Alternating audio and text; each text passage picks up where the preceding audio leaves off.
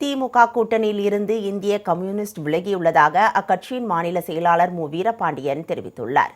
கோவையில் செய்தியாளர்களிடம் பேசிய அவர், தாவேக ஆட்சி 3 மாதம் கூட தாங்குமா என திமுக தலைவர் ஸ்டாலின் கூறியிருக்க கூடாது என்றார். தற்போதைய சூழலில் திமுக கூட்டணியில் இந்திய கம்யூனிஸ்ட் இடம்பெற இயலாது என்றும் அவர் கூறினார்.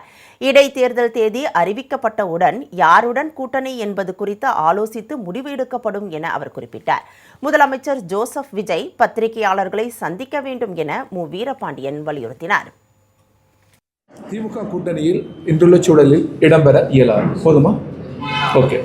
ஏற்கனவே இந்த திமுக அதிமுக கூட்டணியில் இருக்கிறீங்க, அதை விட்டு வெளியே வந்து சப்போர்ட் பண்ணுறதுக்கு என்ன காரணமாக இருக்கும்? மக்கள் அளித்த தீர்ப்பு தான் காரணமாக இருக்கிறது. 108 இடங்களை அளித்திருக்கிறார்கள். இந்த காலதாமதங்களை பயன்படுத்தி ஆளுநர் வந்துவிடக்கூடாது. அது ஜனநாயகத்தை கடக்கிற செயலாகிவிடும். எனவே மக்கள் அளித்த தீர்ப்பு, மக்களின் முன்மொழிவு, அதை நாங்கள் வழிபடுகிறோம்.